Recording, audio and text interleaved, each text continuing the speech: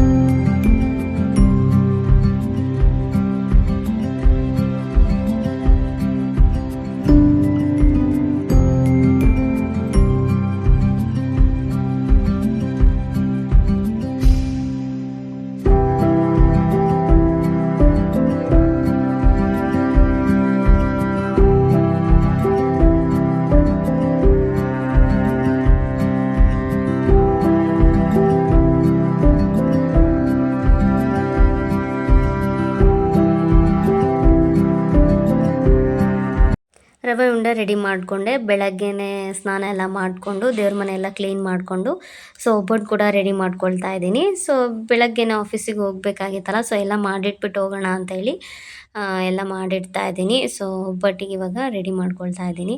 So ಒಬ್ಬಟ್ಟೆಲ್ಲ ಆದಮೇಲೆ ಸಾಂಬಾರು ಕೂಡ ready ಮಾಡಿಕೊಂಡೆ, ಹಾಗೆ ರೈಸ್ ಕೂಡ ರೆಡಿ ಮಾಡಿಕೊಂಡೆ. ಸೊ ಅದಾದಮೇಲೆ ಕಡಲೆಬೇಳೆ ವಡೆ ಮಾಡು ಅಂತ ಹೇಳ್ತಾಯಿದ್ರು ನಮ್ಮ ಮನೆಯವರು. ಸೊ ಹಾಗಾಗಿ ಕಡಲೆಬೇಳೆಯಲ್ಲಿ ವಡೆ ಕೂಡ ಮಾಡಿಕೊಂಡೆ. ಬೋಂಡ ಎಲ್ಲ ಅಷ್ಟೊಂದು ಇಷ್ಟಪಡೋದಿಲ್ಲ. ಸೊ ಇದು ಹೆಲ್ತಿಗೂ ಕೂಡ ಒಳ್ಳೆಯದಲ್ವ ಕಡಲೆಬೇಳೆ. ಸೊ ಹಾಗಾಗಿ ಕಡಲೆಬೇಳೆ ವಡೆನೇ ನಾವು ಯಾವಾಗಲೂ ಮಾಡೋದು. ಸೊ ಅದು ಕೂಡ ನಾನು ಮಾಡಿಕೊಂಡೆ.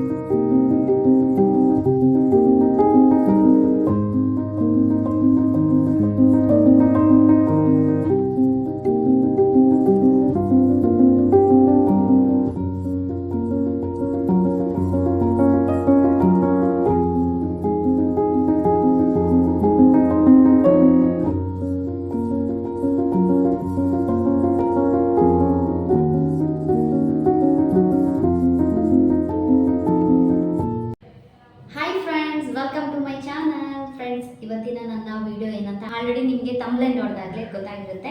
ಸೊ ಇವತ್ತು ವರಮಹಾಲಕ್ಷ್ಮಿ ಹಬ್ಬ. ಎಲ್ಲರಿಗೂ ನನ್ನ ಕಡೆಯಿಂದ ವರಮಹಾಲಕ್ಷ್ಮಿ ಹಬ್ಬದ ಶುಭಾಶಯಗಳು. ಸೊ ನೀವು ನೋಡ್ತಾ ಇರ್ಬೋದು ಯಾವ ರೀತಿ ಕಾಣಿಸ್ತಿದ್ದೀನಿ ಅಂತ. ಸ್ಯಾರಿ ಹಾಕೊಂಡಿದ್ದೀನಿ. ಸೊ ಎರಡು ಕಾಂಬಿನೇಷನ್ ಆಗಿ ಬಳೆ ಕೂಡ ಹಾಕೊಂಡಿದ್ದೀನಿ. ತುಂಬಾ ಶೆಕೆ ಆಗಿಬಿಡುತ್ತೆ ಅಂತ ಜಡೆ ಹಾಕೊಂಡ್ಬಿಟ್ಟೆ. ಸೊ ಇವಾಗ ಟ್ರೆಂಡಿಂಗಲ್ಲಿರುವಂಥ ಬ್ಲೌಸ್ ಡಿಸೈನ್. ಇವಾಗ ಏನೇನು ಅಡುಗೆ ಮಾಡಿದ್ದೆ ಅಂದರೆ ಹಾಗೆ ಒಬ್ಬಟ್ಟು ಅನ್ನ ಸಾಂಬಾರು ಅಷ್ಟೇ ಮಾಡಿದ್ದೀನಿ. ಸೊ ಆಫೀಸ್ಗೆ ಹೋಗಿ ಬಂದಮೇಲೆ ಸಂಜೆ ವಡೆ ಮಾಡಿಬಿಟ್ಟು ಕೋಸಂಬರಿ ಎಲ್ಲನೂ ಮಾಡ್ಕೊಳ್ಳೋಣ ಸೈಡ್ಸ್ ಇದೆಲ್ಲ ಅಂತ ಅಂದ್ಕೊಂಡು ಏನು ಮಾಡಿಲ್ಲ ನಾನು. ಸೊ ಆಲ್ರೆಡಿ ನಮ್ಮ ಹಸ್ಬೆಂಡ್ ಆಗಲೇ ಹೋಗಿದ್ದಾರೆ ಆಫೀಸ್ಗೆ. ಸೊ ಇವಾಗ ನಾನು ಹೋಗಬೇಕು. ಆಲ್ರೆಡಿ 9:30 ಆಗ್ತಿದೆ. ಸೊ ಈಗ ವ್ಲಾಗ್ನ ಹಾಗೆ ಕಂಟಿನ್ಯೂ ಮಾಡಿಕೊಂಡು ಹಾಗೆ ಹೋಗ್ತೀನಿ. ಸೊ ಆಫೀಸಲ್ಲೂ ಹೋಗಿ ಇವಾಗ ಪೂಜೆ ಕೂಡ ಮಾಡಬೇಕು. ನಾನೇ ಪೂಜೆ ಮಾಡೋದು ಯಾವಾಗಲೂ. ಸೊ ಹಾಗಾಗಿ ಅಲ್ಲೂ ಹೋಗಿ ಪೂಜೆ ಮಾಡ್ಕೊಳ್ಬೇಕು. ಸೊ ಇವಾಗ ಬನ್ನಿ ಇವತ್ತಿನ ವ್ಲಾಗ್ ಕಂಟಿನ್ಯೂ ಮಾಡೋಣ. ಸೊ ಈ ಒಂದು ವಿಡಿಯೋ ಇಷ್ಟ ಆದರೆ ಮಿಸ್ ಮಾಡಿದ್ರೆ ಲೈಕ್ ಮಾಡಿ, ಹಾಗೆ ಸಬ್ಸ್ಕ್ರೈಬ್ ಮಾಡ್ಕೊಂಡು ನೋಡಿ.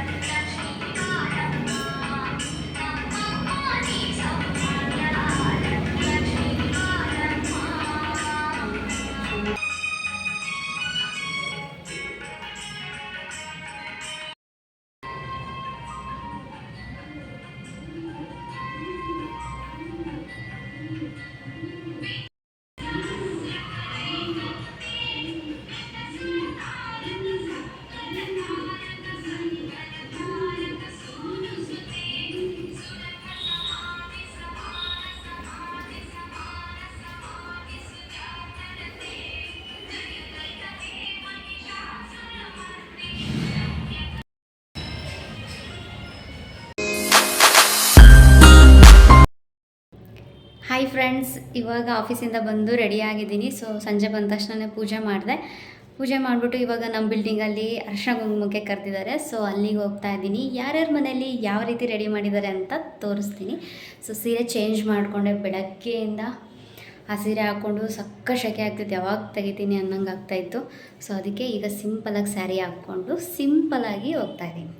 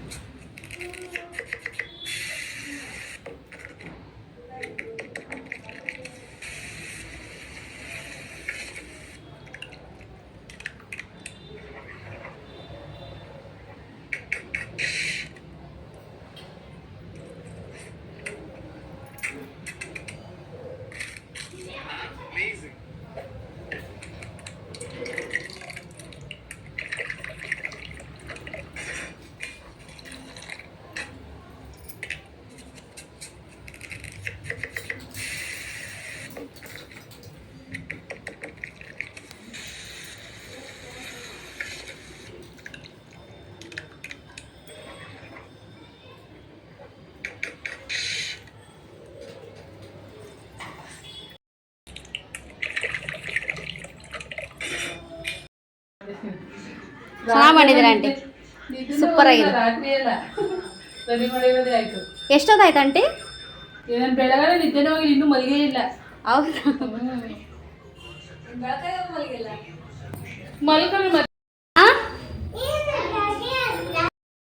ಹಾಕಿಲ್ಲ ಅದಕ್ಕೆ ಇದ್ರಾಗುಳ್ದು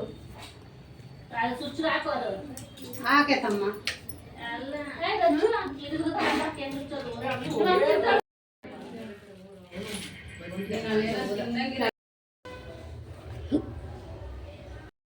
ಸೊ ಅರ್ಶಕುಂಕುಮಕ್ಕೆ ಹೋಗಿ ಬಂದೆ ಇವಾಗ.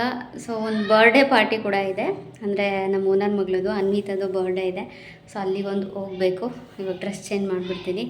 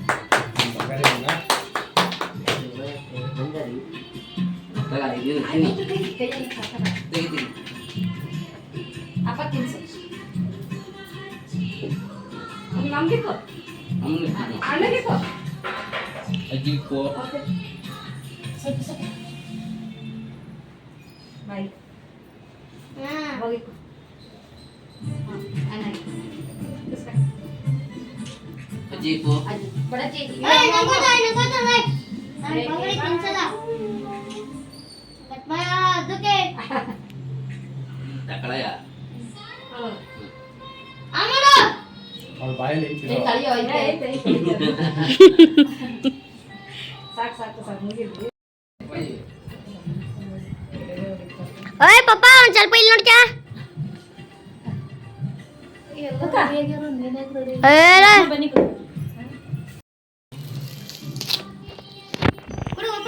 ತೀರಾ ಅವಳೆ ಓಪನ್ ಮಾಡಲಿ.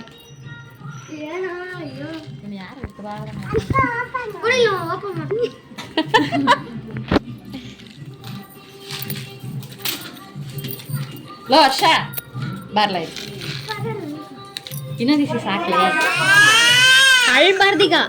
ಕೊಡ್ತಾನಿರು, ಓಪನ್ ಮಾಡ್ತಾನೆ. ಪ್ರಸಾದ ಕೊಡಮ್ಮ ಎಲ್ಲರಿಗೂ.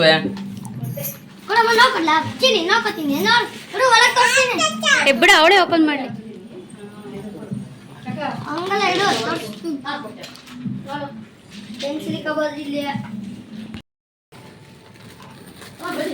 ಚೆನ್ನಾಗಿದ್ಯಾ? ಸೂಪರಾ? ಸ್ಕೂಲಿಗೆ ತಗೊಂಡೋಗು. ಇವಾಗ ಸ್ಕೂಲ್ಗೆ ಹೋಗ್ತಾಳಲ್ವ, ಹಾಗಾಗಿ ಜಾಮೆಟ್ರಿ ಬಾಕ್ಸ್ ಇಷ್ಟಪಡ್ತಾರೆ ಮಕ್ಕಳು ಅಂತ ಹೇಳ್ಬಿಟ್ಟು ಅವಳಿಗೆ ಜಾಮೆಟ್ರಿ ಬಾಕ್ಸ್ ಗಿಫ್ಟ್ ಆಗಿ ಕೊಟ್ಟೆ. ಸೊ ಆ್ಯಕ್ಚುಲಿ ನಾನು ಕಜ್ಜಾಯ ಹಬ್ಬಕ್ಕೆ ಮಾಡಿದ್ದು, ಹಬ್ಬಕ್ಕೋಸ್ಕರನೇ ಮಾಡಿದ್ದೆ. ಬಟ್ ಅವಾಗ ಆಗಲೇ ಇಲ್ಲ ನನಗೆ ಟೈಮ್ ಮಾಡೋದಕ್ಕೆ. ಸೊ ಆಫೀಸಿಂದ ಬಂದು ಇಷ್ಟೆಲ್ಲ ಮಾಡಿಕೊಂಡು ಎಲ್ಲ ಮಾಡೋಷ್ಟೆಲ್ಲ ಆಗಲಿಲ್ಲ ನನಗೆ. ಸೊ ಅದಾಗಿ ನೆಕ್ಸ್ಟ್ ಡೇ ಇದನ್ನು ಪ್ರಿಪೇರ್ ಮಾಡಿಕೊಂಡೆ. ಸೊ 2 ದಿನ ಮುಂಚೆನೇ ನಾನು ಅಕ್ಕಿ ನೆನೆ ಇಟ್ಕೊಂಡು ಬೆಳಗ್ಗೆ ಸಂಜೆ ಎಲ್ಲ ನೀರು ಚೇಂಜ್ ಮಾಡಿಕೊಂಡು ಚಿಕ್ಕದಾಗಿ ಒಂದು ಲೋಟದಲ್ಲಿ ಇಟ್ಟಿದ್ದೆ. ಸೊ ಬೆಲ್ಲ ಕೂಡ ಪಾಕಕ್ಕೆ ಇಟ್ಟಿದ್ದೀನಿ. ಸೊ ಇಲ್ಲಿ ಅಕ್ಕಿ ಕೂಡ ರುಬ್ಕೊಂಡಿದ್ದೀನಿ. ಅಕ್ಕಿ ಚೆನ್ನಾಗಿ 2 ದಿನ ನೆನೆಸ್ಬಿಟ್ಟು ಒಂದು 10 ನಿಮಿಷ ಕಾಟನ್ ಬಟ್ಟೆ ಮೇಲೆ ಹಾರಾಕಿದ್ದೆ. ಅದು ನೀರೆಲ್ಲ ಡ್ರೈ ಆದಮೇಲೆ ಈ ರೀತಿ ಸ್ಮೂತಾಗಿ ರುಬ್ಕೊಂಡು ಈ ರೀತಿ ಪ್ಲೇಟ್ನ ಮುಚ್ಚಿಡ್ತಾ ಇದ್ದೀನಿ. ಸೊ ಇದನ್ನು ನಮ್ಮ ಅತ್ತೆ ಮಾಡೋದನ್ನ ನೋಡ್ತಾ ಇದ್ದೆ, ಅವ್ರ ಹತ್ರ ನೋಡಿ ಕಲ್ತ್ಕೊಂಡಿದ್ದೆ. ಸೊ ಹಾಗಾಗಿ ಅವ್ರ ಮೆಥಡಲ್ಲೇ ಮಾಡ್ತಾಯಿದ್ದೀನಿ. ಸೊ ಈಗ ಕೊಬ್ಬರಿ, ಆಮೇಲೆ ಒಣಶುಂಠಿ, ಆಮೇಲೆ ಏಲಕ್ಕಿ, ಈ 3 ಹಾಕ್ಬಿಟ್ಟು ನಾನು ರುಬ್ಕೊಳ್ತೀನಿ, ಪೌಡರ್ ಮಾಡ್ಕೊಳ್ತೀನಿ. ಕಜ್ಜಾಯಕ್ಕೆ ಚೆನ್ನಾಗಿರುತ್ತೆ ಟೇಸ್ಟು. ಸೊ ಹಾಗಾಗಿ ಇಲ್ಲಿ ಬೆಲ್ಲದ ಪಾಕ ಕೂಡ ರೆಡಿ ಆಗ್ತಾ ಇದೆ. ಸೊ ಈಗ ಇಲ್ಲಿ ಬೆಲ್ಲದ ಪಾಕ ಯಾವ ರೀತಿ ರೆಡಿ ಆಗಿದೆ ಅನ್ನೋದನ್ನ ಫೈನಲಾಗಿ ನಾನು ನಿಮಗೆ ತೋರಿಸ್ತೀನಿ. ಸೊ ಯಾವ ರೀತಿ ಚೆಕ್ ಮಾಡ್ಕೊಳ್ಬೇಕು ಅಂತ. ಸೊ ಇವಾಗ ನೋಡಿ ಬೆಲ್ಲ ಎಲ್ಲ ಕರಗಿ ಈ ರೀತಿ ನೊರೆ ಆಗಿ ಬರ್ತಾ ಇರುತ್ತೆ ಮೇಲೆ. ಸೊ ಅವಾಗ ಬರ್ತಾ ಇದೆ ಅಂದರೆ ಅದು ಆಗಿದೆ ಅಂತ ಒಂದು ಅರ್ಥ. ಅದು ಕನ್ಫರ್ಮ್ ಮಾಡ್ಕೊಳ್ಳೋದಕ್ಕೆ ಒಂದು ಮೆಥಡ್ನ ಟ್ರೈ ಮಾಡ್ತಾರೆ, ಅದನ್ನು ನಾನು ಮಾಡ್ತಾಯಿದ್ದೀನಿ. ಒಂದು ಪ್ಲೇಟಲ್ಲಿ ಸ್ವಲ್ಪ ನೀರು ಹಾಕ್ಕೊಂಡು ಪಾಕನ ಇದರೊಳಗೆ ಹಾಕ್ತಾಯಿದ್ದೀನಿ. ಈ ರೀತಿ ಉಂಡೆ ರೀತಿ ಬರಬೇಕಾಗುತ್ತೆ. ಸೊ ಈ ರೀತಿ ಉಂಡೆ ರೀತಿ ಬಂದರೆ ಇದು ಪಾಕ, ಬೆಲ್ಲದ ಪಾಕ ರೆಡಿಯಾಗಿದೆ ಅಂತ ಅರ್ಥ. ಸೊ ನೋಡಿ ಎಷ್ಟು ಚೆನ್ನಾಗಿ ಬಂದಿದೆ ಅಂತ ಗುಂಡಕ್ಕೆ. ಸೊ ಈಗ ನಾನು ಏನು ಮಾಡ್ತೀನಿ ಅಂತ ಅಂದರೆ ಒಣ ಕೊಬ್ಬರಿ, ಒಣ ಶುಂಠಿ, ಏಲಕ್ಕಿ ಪೌಡ್ರ್ ಮಾಡ್ಕೊಂಡಿದ್ನಲ್ಲ, ಸೊ ಅದನ್ನ ಪೌಡ್ರನ್ನ ಆ್ಯಡ್ ಮಾಡಿಕೊಂಡು ನೀಟಾಗಿ ಮಿಕ್ಸ್ ಮಾಡ್ಕೊಳ್ತೀನಿ ಪಾಕಕ್ಕೆ. ಸೊ ನೀಟಾಗಿ ಇದು ಮಿಕ್ಸ್ ಮಾಡ್ಕೊಳ್ಬೇಕು, ಲೋ ಫ್ಲೇಮಲ್ಲೇ ಮಾಡಬೇಕು ಇದೆಲ್ಲ. ಹಾಗೆ ನಾನು ವೈಟ್ ಎಳ್ಳನ್ನು ನಾನು ಹುರಿದ್ಬಿಟ್ಟು ಆ್ಯಡ್ ಮಾಡ್ಕೊಳ್ತಾ ಇದ್ದೀನಿ. ಸ್ವಲ್ಪ ಹುರ್ಕೊಳ್ಬೇಕು, ಜಾಸ್ತಿ ಹುರ್ಕೊಳ್ಬಾರ್ದು, ಸ್ವಲ್ಪ ಹಾಗೆ ಬೆಚ್ಚಗೆ ಮಾಡ್ಕೊಳ್ಬೇಕು ಅಷ್ಟೇ. ಸೊ ಅದನ್ನು ಹಾಕಿ ಇವಾಗ ನೀಟಾಗಿ ಮಿಕ್ಸ್ ಮಾಡ್ಕೊಳ್ತೀನಿ, ಚೆನ್ನಾಗಿ ಮಿಕ್ಸ್ ಮಾಡ್ಕೊಳ್ಬೇಕು. ಸೊ ಇದು ಕೈ ಬಿಡದೇ ಇರೋಂಗೆ ನೀವು ಇದನ್ನು ಮಿಕ್ಸ್ ಮಾಡ್ತಾನೆ ಇರಬೇಕು. ಈಗ ಹಿಟ್ಟನ್ನ ಆ್ಯಡ್ ಮಾಡ್ತಾ ಇದ್ದೀನಿ. ಅಕ್ಕಿ ಹಿಟ್ಟು ಆ್ಯಡ್ ಮಾಡ್ತಾ ಈ ಥರ ಸುತ್ತುತ್ತಾನೆ ಇರಬೇಕು, ಅದು ಗಂಟು ರೀತಿ ಆಗೋಗ್ಬಿಡುತ್ತೆ. ಸೊ ಹಾಗಾಗಿ ಎಷ್ಟಾಗುತ್ತೋ ಅಷ್ಟು ನೀಟಾಗಿ ಮಿಕ್ಸ್ ಮಾಡ್ಕೊಳ್ಬೇಕು. ಸೊ ಯಾರಾದರೂ ಹೆಲ್ಪ್ ಇದ್ದರೆ ಹೆಲ್ಪ್ ತೊಗೊಳ್ಬೋದು, ಬಟ್ ನನಗೆ ಯಾರೂ ಇರಲಿಲ್ಲ. ನಾನೇ ನಿಧಾನಕ್ಕೆ ಹಾಕ್ಕೊಂಡು ಸ್ವಲ್ಪ ಹಾಕ್ಕೊಂಡು ತಕ್ಷಣ ಹಾಗೆ ಮಿಕ್ಸ್ ಮಾಡ್ಕೊಳ್ತಾ ಇದ್ದೆ. ಸೊ ಇವಾಗ ನೋಡಿ ಕನ್ಸಿಸ್ಟೆನ್ಸಿ ಯಾವ ರೀತಿ ಬಂದಿದೆ ಅಂತ.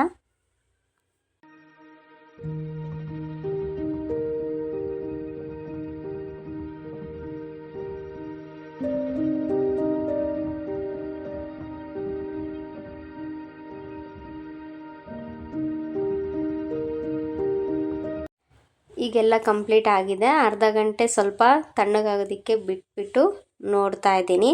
ಸೊ ಅರ್ಧ ಗಂಟೆ ಬಿಟ್ಟ ಮೇಲೂ ಈ ರೀತಿ ಸ್ಮೂತಾಗೇ ಇತ್ತು. ಇವಾಗ ಇದು ನಾವು ಒಂದು ನೈಟ್ ನಾವು ಹಾಗೆ ಬಿಡಬೇಕಾಗುತ್ತೆ. ನಾನು ಸ್ವಲ್ಪ ಆಯಿಲ್ ಹಾಕ್ಬಿಟ್ಟು ಬಿಡ್ತಾ ಇದ್ದೀನಿ. ಸೊ ನೆಕ್ಸ್ಟ್ ಡೇ ನಾನು ಮಾರ್ನಿಂಗ್ ಮಾಡ್ಕೊಳ್ತಾ ಇದ್ದೀನಿ. ಸೊ ನೋಡ್ತಾ ಇರ್ಬೋದು ನೀವು. ಹಾಗೆ ಸ್ವಲ್ಪ ಉಂಡೆ ಥರ ತೊಗೊಂಡು ಈ ರೀತಿ ತಟ್ಕೊಂಡಿದ್ದೀನಿ, ಹಪ್ಪಳ ಎಲ್ಲ ತಟ್ಕೊತಾರಲ್ಲ ಆ ರೀತಿ. ಸೊ ಆ ರೀತಿ ತಟ್ಬಿಟ್ಟು ಕೂಡ ಹಾಕ್ಕೊಳ್ಬೋದು. ಕೈಯಲ್ಲೇ ನಾನೀಗ ಈಸಿ ಆಗುತ್ತೆ ಅಂತ ಕೈಯಲ್ಲೇ ತಟ್ಬಿಟ್ಟು ಹಾಗೆ ಉದ್ದಿನ ವಡೆ ಥರ ನಾನು ಬಿಡ್ತಾ ಇದ್ದೀನಿ.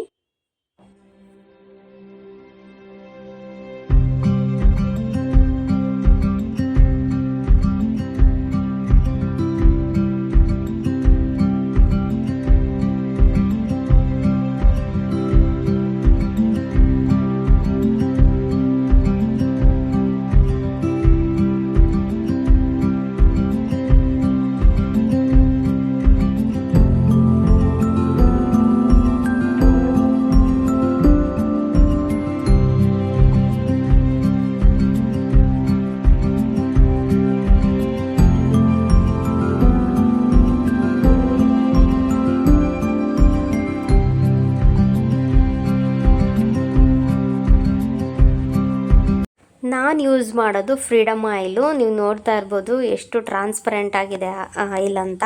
ನೀವು ಎಷ್ಟೇ ರೋಸ್ಟ್ ಮಾಡಿದ್ರೂ ಯಾವುದೇ ರೀತಿ ಕಪ್ಪಗಾಗೋದಿಲ್ಲ ಎಣ್ಣೆ. ಸೊ ನೀವು ನೋಡ್ತಾ ಇರ್ಬೋದು ಕಜ್ಜಾಯ ಕೂಡ ಎಷ್ಟು ಬಫಿಯಾಗಿ ಬಂದಿದೆ, ಎಷ್ಟು ಚೆನ್ನಾಗಿ ದಪ್ಪಕ್ಕೆ ಎಷ್ಟು ಚೆನ್ನಾಗಿ ಊದ್ಕೊಂಡಿದೆ ನೋಡಿ, ಪೂರಿ ಥರ. ಸೊ ಈಗ ನಾನು ಇದನ್ನು ಎಣ್ಣೆನ ಈ ರೀತಿ ಪ್ರೆಸ್ ಮಾಡ್ತೀನಿ. ಪ್ರೆಸ್ ಮಾಡಬೇಕು, ಅದೆಲ್ಲ ಎಣ್ಣೆ ಹೀರ್ಕೊಂಡ್ಬಿಟ್ಟಿರುತ್ತೆ. ಸೊ ಈ ರೀತಿ ಪ್ರೆಸ್ ಮಾಡಿ ನಾನು ಹಾಕೊಳ್ತೀನಿ. ಫೈನಲಿ ಕಜ್ಜಾಯ ಕೂಡ ರೆಡಿ. ಸೊ ಎಷ್ಟು ಚೆನ್ನಾಗಿ ಬಂದಿದೆ ನೋಡಿ, ಸೂಪರಾಗಿ ಬಂದಿದೆ. ಓಕೆ, ಇಲ್ಲಿಗೆ ಈ ವ್ಲಾಗ್ ಎಂಡ್ ಮಾಡ್ತಿದ್ದೀನಿ. ನೆಕ್ಸ್ಟ್ ನಾನು ನಿಮಗೊಂದು ಹೊಸ ವ್ಲಾಗಲ್ಲಿ ಸಿಗ್ತೀನಿ. Thanks for watching, bye.